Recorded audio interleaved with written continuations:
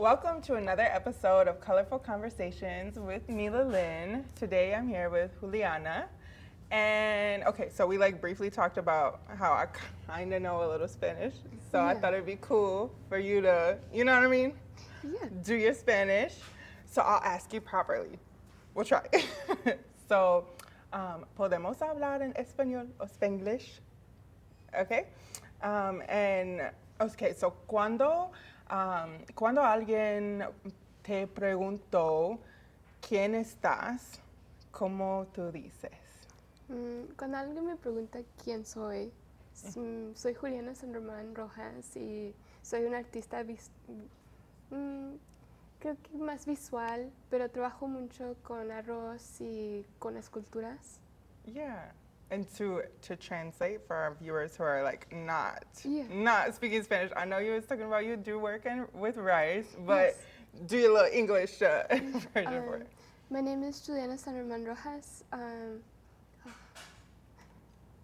I would primarily say I'm a visual artist. I am more of technically a painter and work a lot within rice, but I have a sculpting background. Yeah, exactly. Which I still need to see your sculpting work. I know you told me about it the last time I saw you, but that's still something that I need to put my eyes on. Okay, so we both took pictures of each other, and we're gonna draw, and we'll have a conversation. So maybe I'll stop peeking around this corner at you, but I'm gonna set a timer so that we don't run off on too many tangents, and then we will get into this. So let me get set up real quick.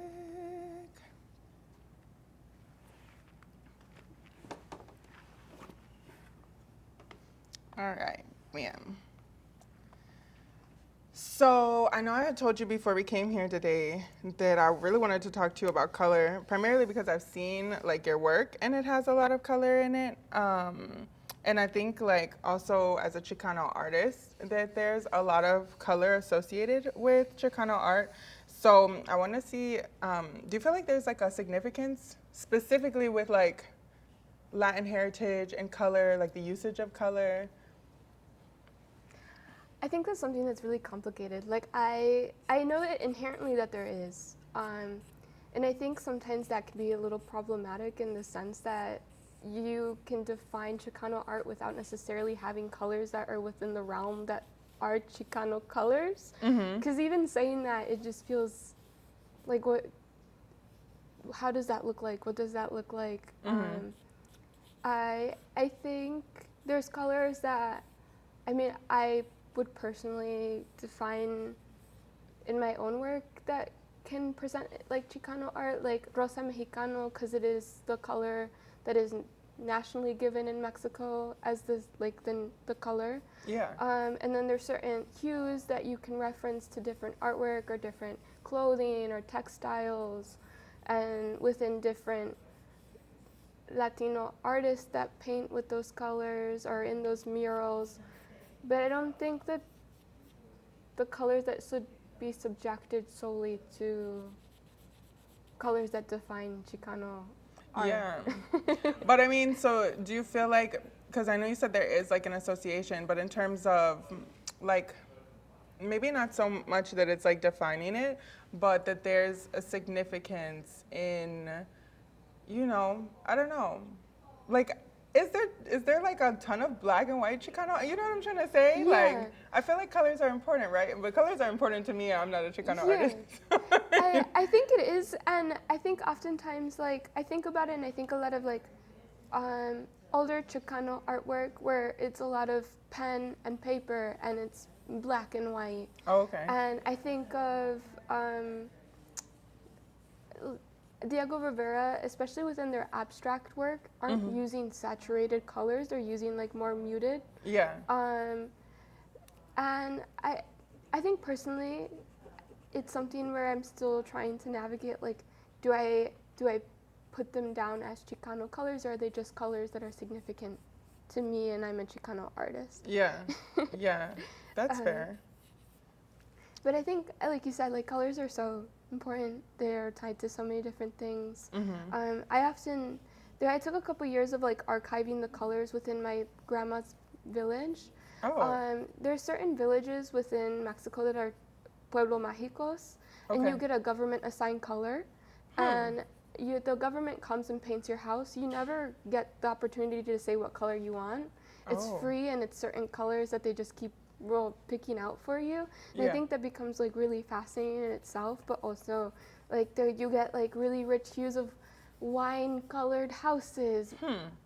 raspberry colored pinks. Like you have these really vibrant oranges and yellows and blues and purple houses that are all just government assigned. But is it like, so like every house on the block is like that same color, or It they? it varies, so it's not going to be the next house over, but within the village it'll be the same hue that is used in within a different house and like blocks over. Ah, that's interesting. And you're saying that the colors of the houses have like some sort of meaning to the government, Or or at no? least like it's the choice that they're making for that home. Yeah. Dang, I feel like it's like cool to be like, oh, I would have a colorful house, but if I couldn't choose the color, I feel like I'd be a little salty about that. Yeah, and I mean you have the right to paint your own house, right? Mhm. But this is a government program that paints and provides the paint for you. Ah, okay. Um, but it also keeps it within, like here you have certain districts, like historic districts, Mhm. and it keeps it within the regimen of it still being this town that has whatever makes a magical town magical. Yeah, that's fair. Um, Dang, I want to see that. I feel like when I was in the UK, there is, dang, what is the name of this area? Somebody else is gonna like watch this and know exactly what I'm talking about. But there's these houses where they're all like these pastel colors, and a lot Ooh. of people like go there to take pictures in front of the houses. Yeah. But I don't know that it was ever, like planned out that it, or if it just like worked out that way. But Yeah. it's a fun neighborhood to walk in, and then you have like the architecture is already really cool too. So yeah, our one of our neighbors on our block last year painted their house like this purplish blue color, and at first I kind of Ooh. was like, that's so random. Yeah. And then now it looks so good, but that's because like everybody else's house is just like red brick or white. You occasionally have like that blackish gray house in there, but yeah, I don't know what I would paint my house if I could. Yeah. You have a colorful house now? So our house used to be a light blue with purple lilac trim. Oh wow. It was really stunning. My one of my favorite ones in the block are like this really really light baby pink. Mhm. And they have like that lime citric like border on it, and the Okay. color combination with like the tropical plants look really gorgeous. Yeah. I've always loved like I've been really drawn to like a yellow, like a Naples warm yellow house. Okay. Yellow is a statement. I have like a love-hate relationship with yellow. Yeah. I use yellow in a lot of my work, but I will never ever tell nobody that yellow is like one of my favorite colors because I feel like Ah. it's so loud. Like I feel like yellow is like the annoying friend that you love to be around because they have so much energy, but you're also like, yo, chill out. I think it's fun when associations with color are so different. I think of yellow as like a mellow, soft, warm, tender. Like I think of yellow and I think of my mom, and I think Mm, of like those lush fall trees that are yellow but like really yeah, pop between different houses. I think it's a mellow color to me, as that's much as I never cool. read it as a loud. That's funny. I feel like when you started describing that before you said your mom, I was like, oh, butter. Like you were about to say Yeah, butter. a delicious. Those that butter yellow is a great. Their marketing on the whatever color how butter gets that beautiful yellow. They really popped off. Yeah, that's funny. Butter. Butter and rice. I feel like we're going to have food come up multiple times during this. Do you feel like there is a benefit to using specific colors in your artwork? Like whether it's, I guess maybe even before that, do you use color intentionally to communicate certain things? I think I think there always is. I think a lot about how many different cultures use celebration to get through grief. And I think of colors come up so much for me within that. Yeah. And with like the association within different memories that you hold within colors, and how just like a certain color really brings in certain things to a piece. Yeah. But even just to the general like reminiscing on something, I think I've always thought of colors, and then you pick those colors and you keep them in your head for a really long time, and then that's how it like keeps showing up in your work as well, or just in like what you keep picking for yourself as well for in choice of colors. Yeah. But and I said that and I completely forgot what the question was. No, just about like, do you use the colors to communicate specific things in your work? Yeah, I guess that's why I was mentioning celebration. I've thought a lot like this past year about, I'm so inspired by like Afrofuturism and thinking about like a Chicano futurism, or how colors can convey such joy and excitement. And I mean, I cover a couple, like most of the work I do does deal a lot with my personal grief. So when I start using colors that are lively and are exciting, I think it's nice to not, to think of grief without love or joy or celebration, it's so hard to separate both of them. Yeah. So like to have a color and these colors that bring in the life and joy and things that you remember, I think that is what I mainly try to think of when I think of a color that I'm using or a scheme that I'm using.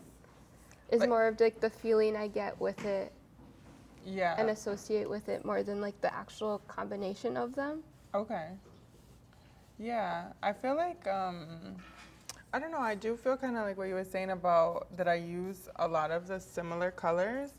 But I think sometimes too, like I'll literally sit down with a color wheel and be like, yeah, what is the vibe that I'm trying to give off of this? Yeah. And I don't know, maybe that's just like I have like an obsession with color, where I'm like, okay, if I put these together, then I'm gonna get like this very harmonious, feeling from this painting. Yeah. Or if I want something to be like energetic and loud, then I will go, this route with it. But yeah, I know that aside from yellow, in all of my work, I'm always having purple, like of some sort. Ooh, yeah. Because purple can be anything. Like purple can be moody, purple can be like love, purple can be, I don't know, I feel like purple is my soul. That's exciting. I can see purple as that color. Yeah. And it goes really well with the yellow. Yes, exactly. In like any version of it. Okay. So I think this is like a good transition too, where you were talking about your work and celebrating, but also, paying homage to the grief that you've gone through. And I think that the pieces that I've seen of yours have been this really cool like mashup of abstract but like figurative work. I don't know, you know what I mean? Like I don't know the terms, I didn't go to school, but it's like you see what you're needing to see, but it's also like very abstract too, like around it. And yeah, I think I was curious when you were creating those, was that like a feeling process, or that was something too where you have colors associated with those memories that you know what I mean? Like you decided, okay, well, this memory felt like blue, so I'm gonna put blue in it. Or was it just like you started creating the piece and then you decided what you were gonna do, like mid-piece? Yeah. I think oftentimes I'll start with like, I have these, I've been archiving those colors from houses for a couple years now, probably like around 3. So I'll start with like the colors that I'm sorry. I start with. Okay, you get it snapped in there? I just think I'm gonna lay it. I've been trying to find like a way to be more comfortable with it. Yeah, do what you want. I'm so sorry. You're good. But you were saying you were archiving the house colors for some time. Yeah, and I think that helped me a lot to start building up my relation with how I work with color or what colors I necessarily want to work with. And there's like certain colors that just keep reintroducing themselves in it. Like I use a lot of the color of the house that my parents live in Mexico. That like baby blue, or I often use a lot of like a Payne's gray. Okay. I think magentas come up a lot, and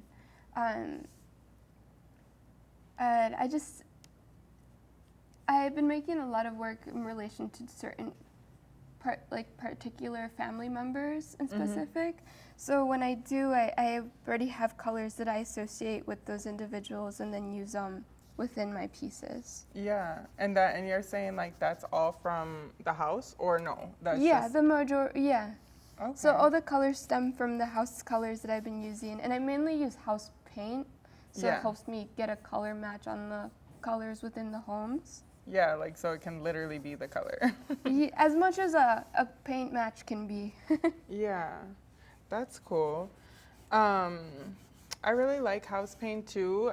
Before I found this store, I started, I would go to like Home Depot, and I felt like the paint from the house paint is like so vibrant, you know, versus when you're going to the store, I don't know, I guess they're both like artificially vibrant, but something about, I don't know, having more color selection and then also not paying like 3 times for like literally the same size, you know? Like I'm about to get this little sample for $5. And I'm saying this too, that like I love how I can lid them up so much more. And just like the being able to reuse it really does help me a lot. At least like I at least try to be really aware of the waste that comes within making and like my own art making, and trying to be as frugal as one can be within the choices of the work, like what you're using, and not trying to let things go to waste. And I'm kind of bad at picking up after myself as soon as I create something. Yeah, at least like sealing up a paint or making sure I lit something up so it doesn't get all dry, or cleaning my paintbrush right away. Yeah. And I have to go get another paintbrush.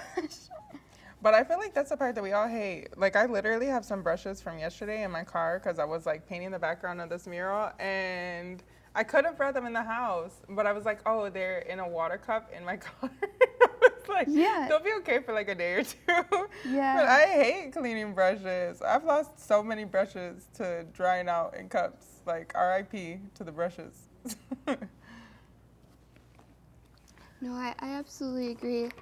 I'm constantly leaving things in a bucket for a really long time.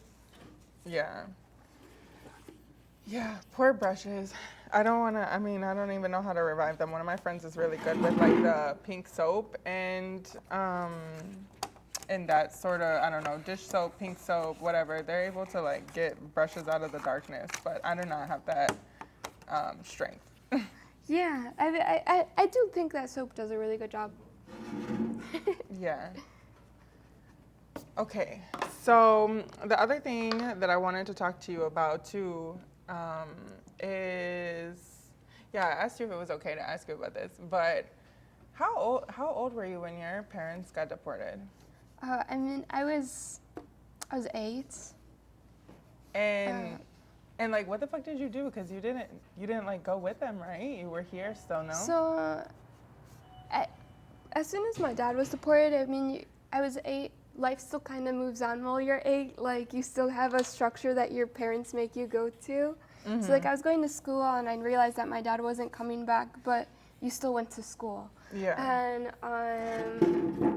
then after a while, like, my mom would be like, he's still at work or things. And then, so my dad was detained for a while before he was actually in Mexico. So we were also waiting for him to be processed and be able to be actually physically with him. So I think it took me a while to even realize what was necessarily being the reason on why my dad wasn't back. And then as soon as the reality of shifting of like now we actually have to plan to move to Mexico and everything, wasn't so immediate because you still have to wait for the process of him physically being deported. Yeah. I think my mom also, like, you have things you're trying to sort out before that. So I didn't immediately go to Mexico. I went a couple months later, and I didn't grow up speaking Spanish. So when I went to school there, I couldn't communicate to anyone. And I mean, it's a really bizarre thing to adapt to, having to change your whole life. Yeah. And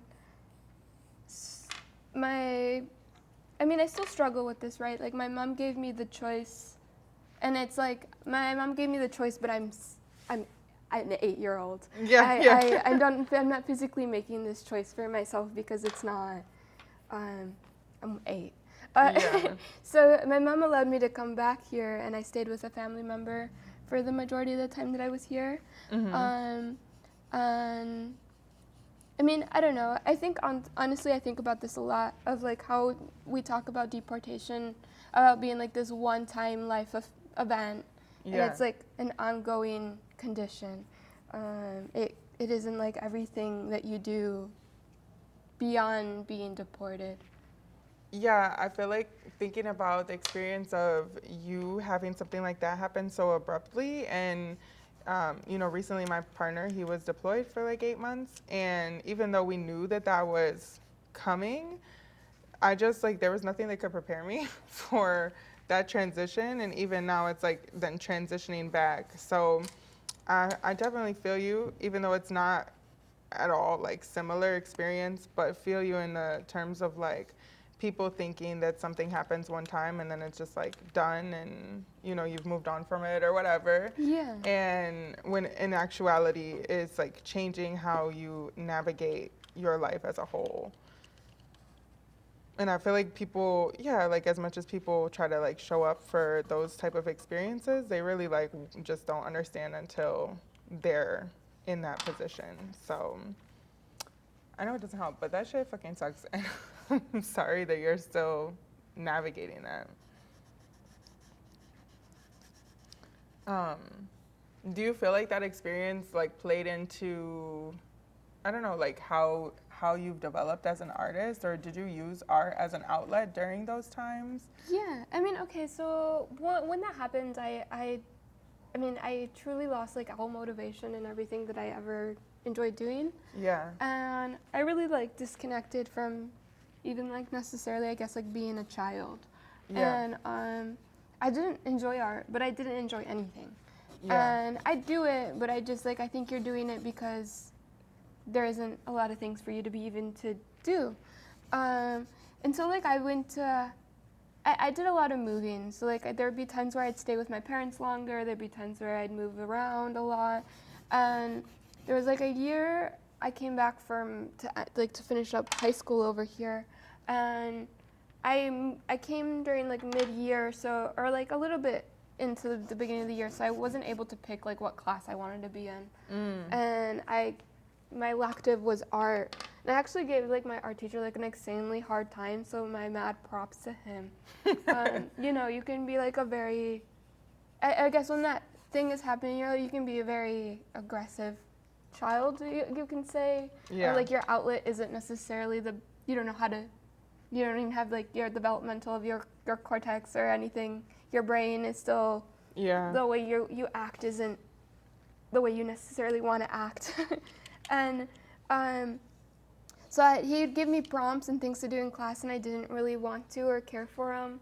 But I think he was realizing like there was something else going on, and so they gave me the option to not do anything at all, and the boredom of just not doing anything in class made me want to do things in class. And so after that, they'd like provide lunch for me, or they'd let me stay in the school a little bit longer when I no longer really had a home to go back to for some time.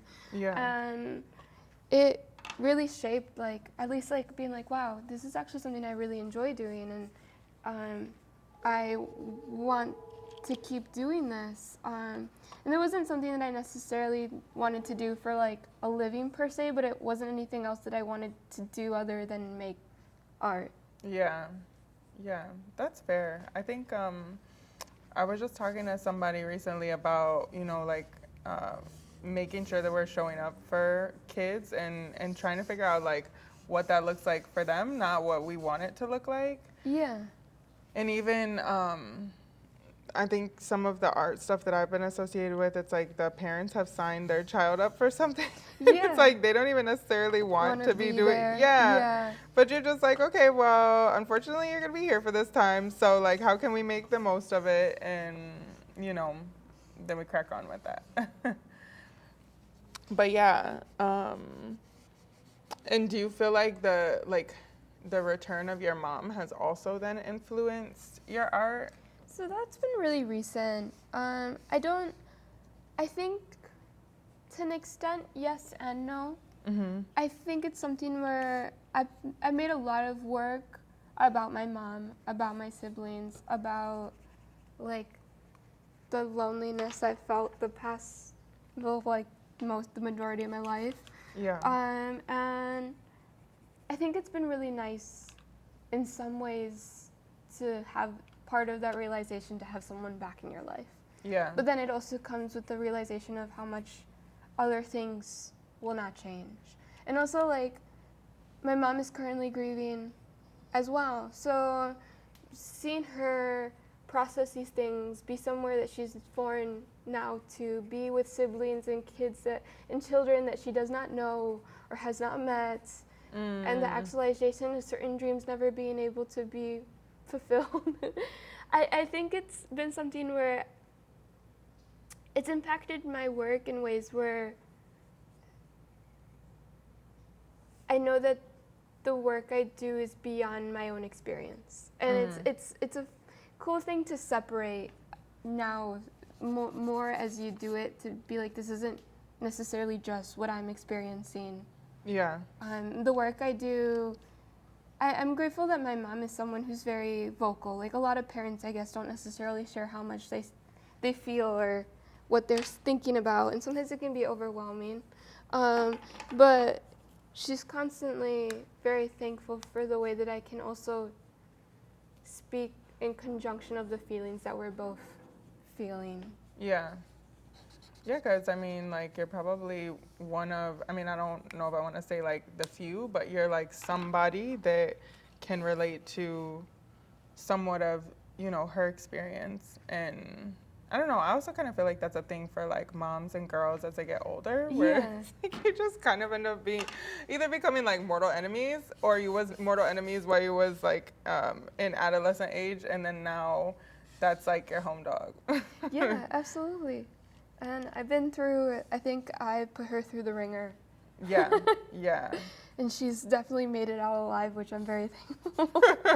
I can say that about my mom too. I did my mom so bold for most of my adolescent years. So shout out to her for still coming around. And I know I'll get the payback now that I have a daughter. That's what she told me. That's how it works. But yeah, so I also wanted to talk to you about, you do some ephemeral art. Yes. Or, the majority. Well, I don't know if it's the majority. I guess you do enough of it where I feel like you're someone who can speak on it. And then given like this experience of having your life just kind of like abruptly changed, I feel like you must have, not that it's like a great skill, but you must have the skill of like being able to detach, from things to some degree. And I'm like wondering if that's, like, do you feel like you're able to easily detach from your work? And I say that, and I don't think I easily detach from anything. I think it's like understanding the reality of something, and it still doesn't make it necessarily easy. Yeah. I think, especially like even with things that I do, and it's like very temporal, I do miss them. I do want them to stay longer, but I know that there's nothing I can do for it to change the relation of the material staying that long. Yeah. So I think it's something where it's like it's doing these things that aren't lasting forever do help me keep doing the ritual of letting go and like making that something that I can keep learning because it keeps. I mean, I don't know. As parents age, as different circumstances come, mortality comes up, and you're like, oh, I'm not ready for that. I'm not ready to say goodbye. Or I'm not ready to like accept that I can't change anything, and this is all beyond it. So, but doing these smaller circumstances of that do let you see that picture and build a relationship with how much everything I'm doing is going to fall back into the earth one way or another. Yeah. And I guess it does help out. And it definitely is something that detachment is good in moderation. Yeah. Yeah. Do you feel like you have advice for like someone who would be like an emerging artist who is struggling with being like with healthy detachment from their work? I think I have like kind of skewed advice because I've only ever made work out of like my own desire when it comes to like something that you're feeling and you're doing it and your outcome of it is you making it and you're happy and that's like the most you can really like the most you really want out of it, right? I think I constantly think about how things work out when you do it like with your full heart, like your full desire is in this thing that you want to do and that's you aren't really thinking about all the other things that come with it or that will come out of it. You get like the joy out of just doing so. And I think people become really aware of like you doing something for you. Yeah. And it isn't for anything or anyone or and like that authenticity of like I guess just staying true to what any project you do is something that you deeply have thought about and loved and you want to bring that into actualize like into this tangible art piece into this thing that a performance into whatever that you want to set your goal to. It's all about at the end of the day like being really honest with yourself and defining that. Yeah, because then if you create it and you feel like you were authentic, then the job is done rather than like needing it to continue to live on forever, like in that sort of way. Yeah, and also like needing it to meet like I guess like you sometimes you build up like these things where like I have to meet this or I have to do this or it's hard to not look at like I guess I'd say around you but like to look at someone else and be like I need that as well or I want that as well. And I think sometimes just like setting really clear definitions for what you want, for what that means to you. Like even when we're talking about like do these things help you with processing these emotions, that thing will be so different for you than anyone else. So what does that look like for yourself? Yeah. Yeah. Okay. Um, so we have a little bit, we are getting close to the end. But I have one question that I want to ask you for sure. And so know that I'm going to ask you this question. And then also we need to be finishing our artwork. It's okay. It doesn't have to be a masterpiece. But yeah, so when I like officially met you at Garaje Kutoro, they let you come up and speak. And, you know, you had talked about like the ofrendas and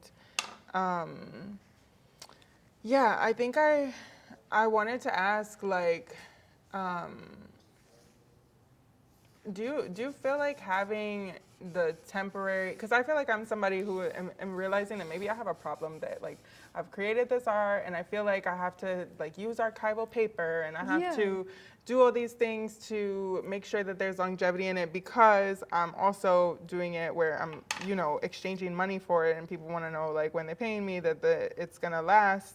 But do you feel like that maybe there's like more significance in pieces that won't stay around forever, that are just, you know, here for a time, you know, like you're like forcing people to value something more because it's not going to be accessible to them for like the rest of eternity? Yeah, and again, like I think when it comes to your own work, that could be what you need out of your work. Mm-hmm. And everyone will have different needs when it comes to the work that they're making. Yeah. And you can make work that is archival and can last forever and can be what gets to live on. And I think there's nothing wrong with that at all. Yeah. Because at the end of the day, like, it's your work, what your desires and outcomes for it are so personal. And I think that's also what's so taught, and you're constantly told to use certain paper and certain things, and for it to be in museums or in different spaces. But I guess there's no certainty, even within. Like, if there is a fire or a flood, or you just don't take good care of your paper. No, yeah, literally. and it gets a bunch of folds that you're now unhappy with. I mean, I think there's something that's really nice about the practice of just exploring different ways, and maybe it is like something where it is in like cultural tradition, or like all these practices that I practiced growing up, where I'd go to festivals and I'd see the floor full of sawdust and be in awe of the design and all the work that went into it. Mm-hmm. But you're stepping across it and it's gone in that same moment. And there's something really beautiful about that fleeting. There's something that comes out really beautiful about it not lasting. And maybe what means to last is much more than like the actual definition of it lasting tangibly on an archival, chemical-free paper. Yeah, like maybe the feeling that is created, or I hear you on that. I think it's also because I feel like growing up I had a lot of like death that I experienced, and maybe my need to continue to like create things that I feel like have a lot of longevity is actually like a symptom of trying to hold on to things that I didn't have control over as a child, which I still don't have control over, you know, but... But it's like a false control that is comforting. Mm-hmm. And I also think like you do see it. You see pieces of work. If you go to the Andy Warhol Museum and see the beautiful drawings that he made, or the drawings that his mother made and are preserved, and it's nice to think of them existing still. And I don't think there's anything wrong with that. Well, thanks. So you're telling me I'm not broken. Okay, how you feel about your piece? I think it's silly. You said you think it's silly? It's fun. Okay, I don't think yours was that silly at all. Actually, I'm gonna sign it, and you should sign yours too. You have that yellow marker, because I want to color your stars real quick. I don't even know that you'll be able to see this because it's just good old Crayola, but you're already ready. Yours isn't even on the thing. I'm like, you're gonna take all day to just like fold it. Oh, yeah, that's a better idea. Okay, you ready? Yeah. Okay, 1, 2, 3. That's cute. Hey! I feel like you use the crayon just like pastels. Yeah, I like it. I'm a really big fan of using like a soft, and like the texture of it gliding on a paper. Mm-hmm. I also like that you got my fuck in there. My fuck ice. Yes. Okay, cool. Well, that was another episode of Colorful Conversations with Julianna, obviously. And if you enjoyed it, please like, subscribe, or follow us. Do the thing. All the things.